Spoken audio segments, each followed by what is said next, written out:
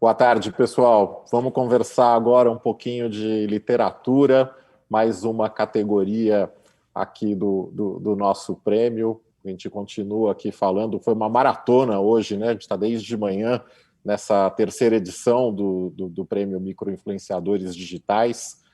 Eu sou um cara que gosto muito de livro, então é um prazer e é uma honra poder participar, apresentar para vocês as nossas três vencedoras, muito bacana, três mulheres que têm tido uma iniciativa de defesa, não é só do livro, é defesa do livro, defesa da leitura, defesa dessa grande fonte de educação, de conhecimento, de cultura e de entretenimento, cada vez mais necessária nesse ano, ainda mais nesse ano, né, tão difícil para o Brasil, tão difícil para o mundo.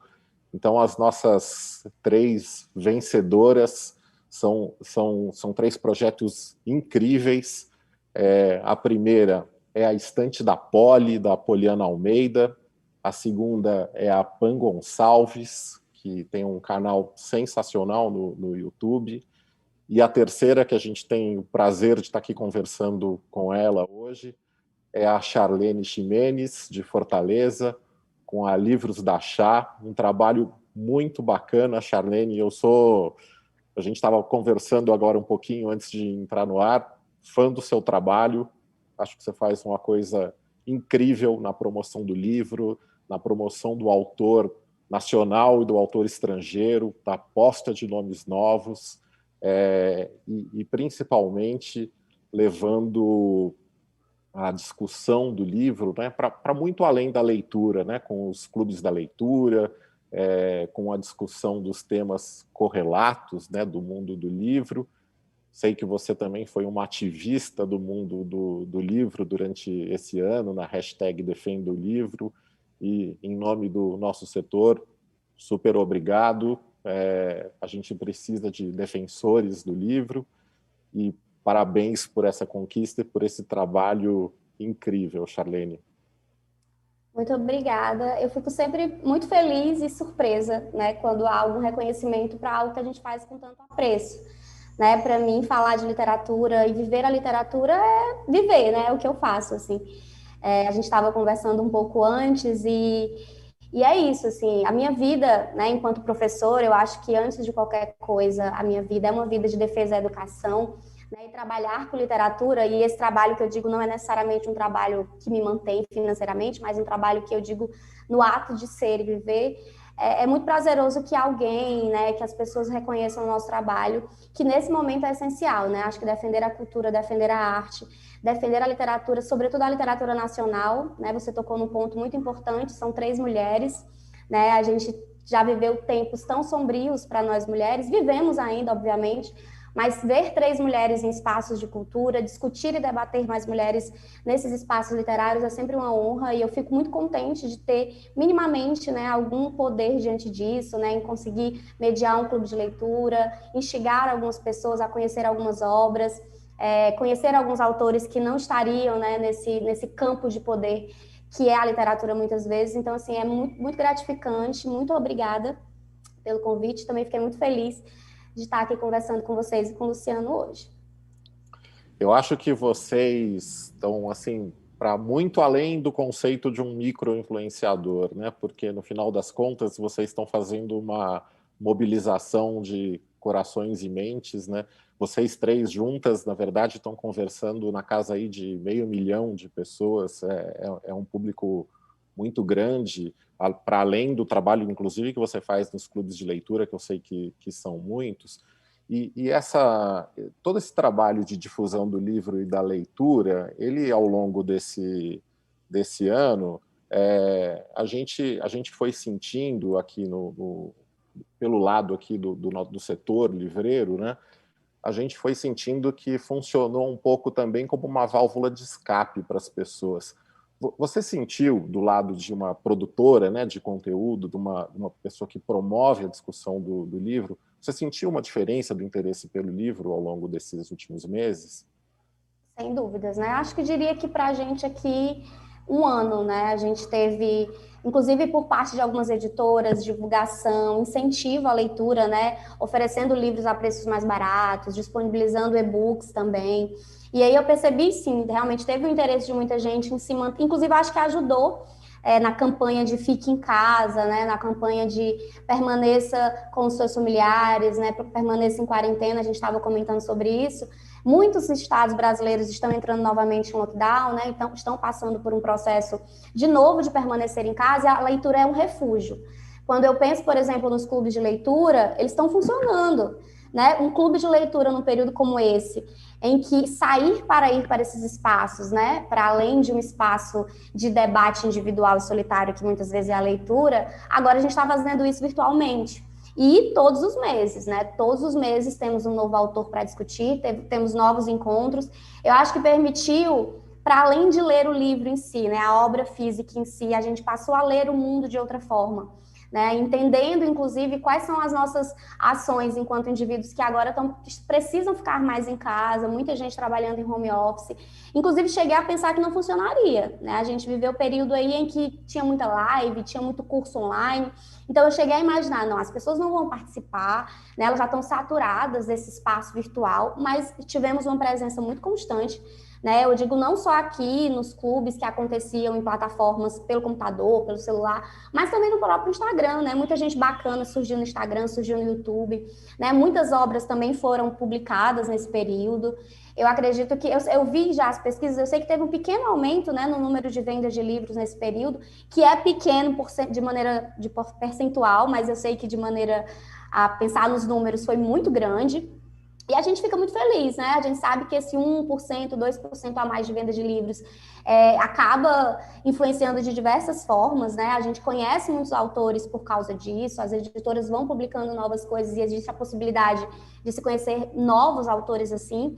Então, eu penso que sim, né? É um refúgio. Eu confesso que, para mim, a poesia, por exemplo, foi um desses grandes refúgios nesse período de isolamento social, né? Eu sou professora, o meu espaço é um espaço cheio de gente, cheio de carteiras e indivíduos, e aí passou a ser esse espaço da tela do computador, né, esse espaço mais solitário, mas que sim, eu me refugiei diversas vezes, assim, nos livros, e foi importante, foi necessário. E na poesia brasileira, a gente conversava agora há pouco, a gente tem o Maílson, né, que é um nome recém-descoberto, ganhador do Jabuti 2 anos atrás. Deixa só eu te fazer mais uma pergunta em relação a esse universo que você está, que é do influenciador digital. Os projetos como o seu, como o da Pan e como o da Poliana, eles atingem diferentes faixas etárias, diferentes gostos literários. Você acha que esse segmento, se é que a gente pode falar que ele está em nichos ainda, ele ainda é pouco explorado, ele ainda pode crescer mais? Você vê espaço para desenvolver? Por exemplo, você falou agora há pouco sobre o gênero poesia, né? Tem espaço para a gente crescer mais? Tem, eu acho que é um fluxo de diversos outros setores, né? Pesquisando, por exemplo, literatura e a questão da sociologia e a questão do que é a literatura em si, né? A literatura não é um livro físico.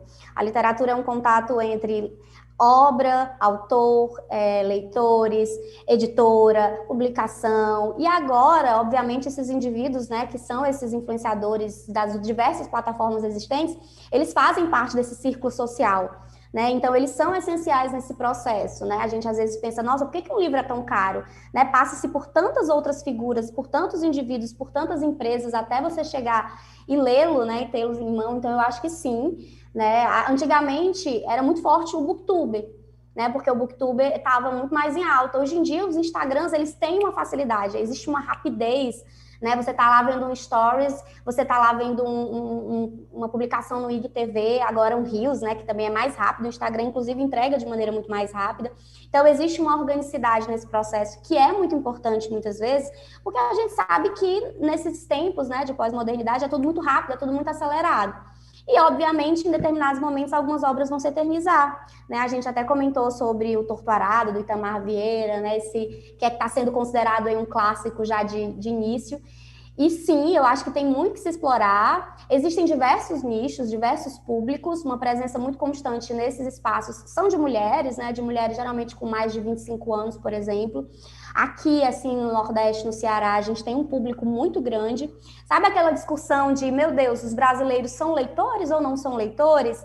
Né? De você chegar e dizer, não, o povo brasileiro não lê. Por vezes isso aí é uma discussão falaciosa, né? A questão é o acesso à leitura, a questão é como isso chega, né? E de que formas a gente pode ajudar a aumentar esse processo. Mas sim, o povo lê muito, né? Obviamente que a gente ainda está falando de pessoas que têm condições de ter acesso a um livro, a um e-book, a uma plataforma digital, mas sim, o público tem muito interesse de ler diversas obras. Eu acho que a gente tem aí que desconstruir algumas coisas e ajudar cada vez mais nesse processo. Mas o brasileiro é um povo leitor, sim. Né? Eu sempre Eu não posso concordar mais com você. Eu acho que o brasileiro é um povo leitor.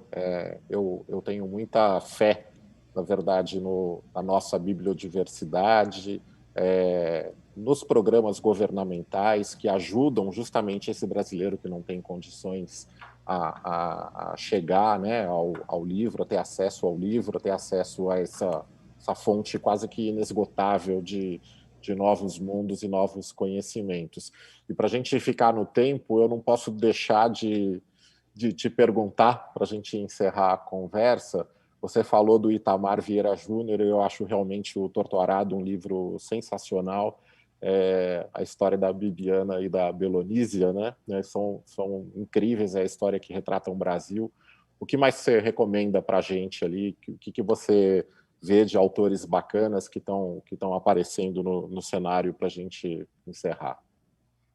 Eu comentei, eu sempre vou falar dela, né? Maria Valéria Rezende, ainda acho que é pouco lida, tem que ser mais conhecida.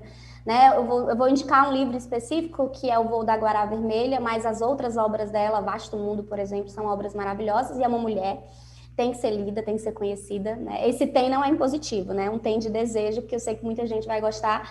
E Conceição Evaristo, né? Conceição Evaristo também é uma mulher fantástica, tanto contista quanto romancista, que precisa ser mais lida e conhecida e explorada e estudada no nosso país. E é isso, assim, vamos fazer uma apologia também a essa leitura de mulheres, né, tão necessárias e mulheres que ainda estão vivas, né, acho muito bacana a gente conhecer e ler essas mulheres vivas. Vamos esperar o povo morrer para a gente conhecer obras grandiosas, não, né?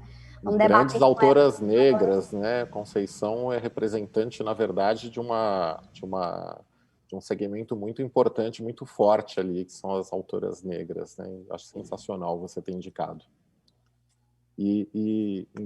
Então, Charlene, para a gente ficar aqui no nosso tempo, eu queria mais uma vez te agradecer pelo trabalho, felicitar pela premiação. É um trabalho muito bacana, que você tenha muitos anos ainda de projeto da Livros da Chá pela frente. Você tem feito um trabalho sensacional, só merece elogios. Deixar um recado aqui para todo mundo também, que a premiação de hoje está fazendo uma ação em favor da Casa Hope, que atende crianças e jovens com câncer, e a gente precisa de apoio, precisa da doação de todo mundo. Quem puder, participe, o QR Code está aí na tela. Então, muito obrigado e parabéns, na verdade, para as três, né? Para você, para a Pan e para a Poliana. Sim, obrigada, boa tarde.